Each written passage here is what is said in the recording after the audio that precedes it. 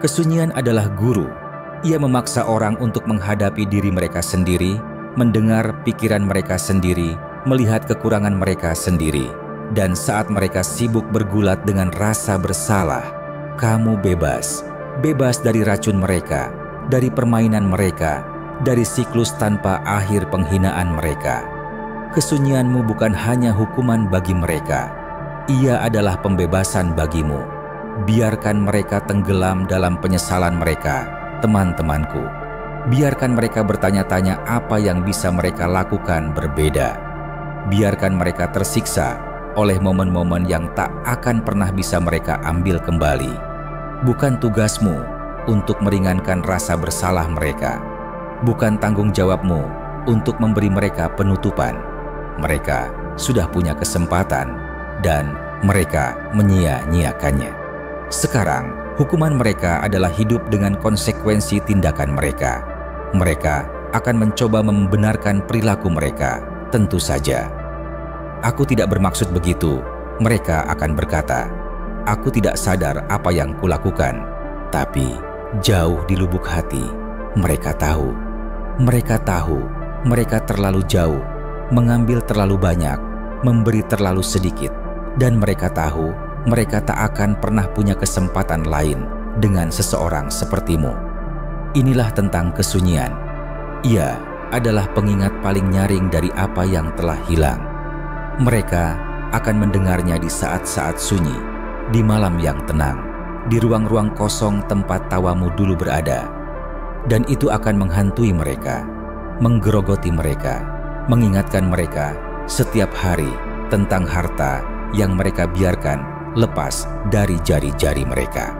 Namun, jangan buang terlalu banyak waktu untuk menyesali penyesalan mereka. Lagi pula, ini bukan lagi tentang mereka. Ini tentang kamu, tentang kebebasanmu, kedamaianmu, tentang hidup yang kamu bangun tanpa mereka. Karena sementara mereka terjebak di masa lalu, kamu melangkah maju ke masa depan yang tak akan pernah mereka sentuh. Bukankah itu balas dendam terbaik? Hidup dengan baik, berkembang, bahagia, sementara mereka terjebak dalam siklus apa jika dan seharusnya.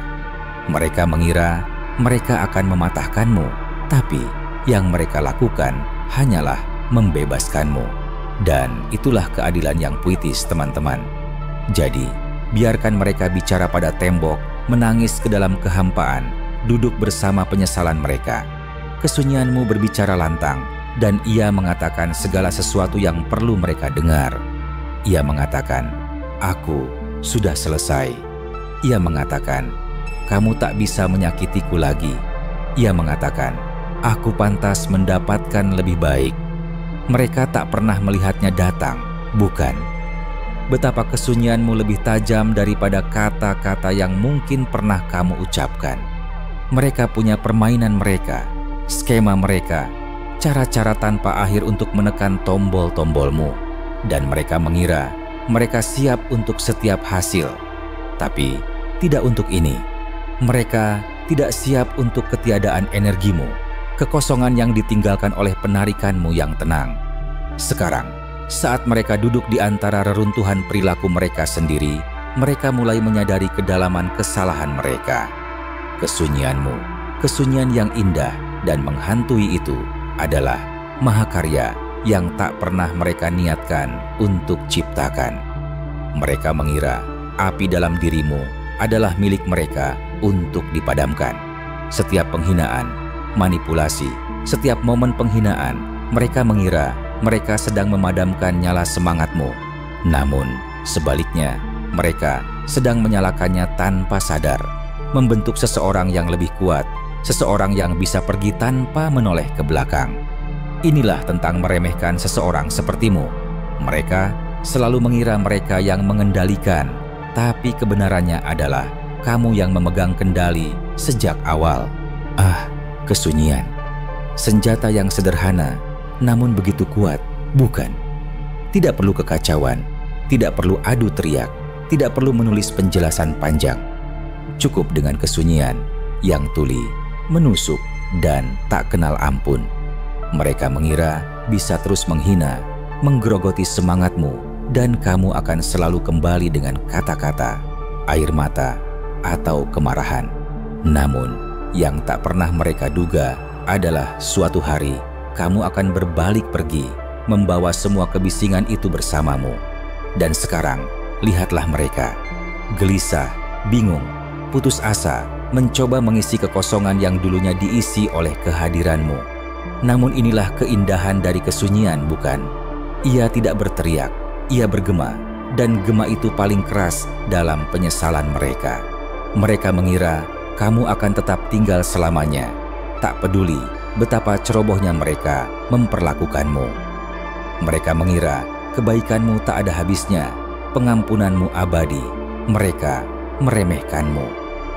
Dan sekarang, hukuman mereka adalah ketidakhadiranmu, kesunyianmu, penolakanmu untuk memberi mereka sedikit pun energimu. Penyesalan, teman-teman, adalah hal yang lucu. Awalnya, ia merayap pelan-pelan, seperti bisikan di belakang pikiran mereka. Mungkin aku terlalu jauh, katanya. Mungkin aku seharusnya tidak melakukan itu. Dan sebelum mereka sadari, ia berteriak kepada mereka, menghantui setiap pikiran. Mereka memutar ulang setiap kata kasar, setiap tindakan yang merendahkan, setiap momen mereka menganggapmu remeh. Namun, tidak ada jalan kembali sekarang. Pintu yang mereka tutup di wajahmu telah terkunci, dan mereka telah kehilangan kuncinya. Mari kita ingat bahwa mereka begitu percaya diri, bukan? Percaya diri bahwa mereka bisa mematahkanmu. Percaya diri bahwa kamu akan selalu kembali merangkak. Mereka salah mengartikan kesabaranmu sebagai kelemahan, cintamu sebagai kebodohan. Oh, betapa salahnya mereka. Mereka tidak menyadari bahwa setiap kali mereka mendorongmu, kamu diam-diam sedang membangun strategi keluar. Setiap penghinaan, setiap pengkhianatan, setiap serpihan rasa hormat yang hilang, mereka sedang menambah bata pada dinding yang suatu hari akan kamu bangun antara kamu dan mereka. Sekarang mereka duduk di antara reruntuhan dari apa yang mereka hancurkan, mencoba menyusun kembali alasanmu pergi. Tapi inilah kebenarannya. Kesunyianmu bukan sekadar ketidakhadiran. Ia adalah pesan, pernyataan, pengingat bahwa beberapa jembatan yang telah terbakar tak akan pernah bisa dibangun kembali. Mereka harus hidup dengan pemahaman itu setiap hari, dan itulah keadilan, teman-teman. Mereka begitu terbiasa dengan suaramu, begitu akrab dengan kehadiranmu, sehingga mereka tidak menyadari nilainya sampai semuanya hilang. Mereka tidak menyadari bahwa kehangatan yang kamu bawa ke dalam hidup mereka bukanlah sesuatu yang dijamin. Sekarang, mereka duduk dalam dinginnya kehampaan yang mereka ciptakan sendiri. Sungguh indah secara ironis. Dulu, mereka memiliki segalanya, tapi tindakan mereka sendiri membuat mereka tak punya apa-apa.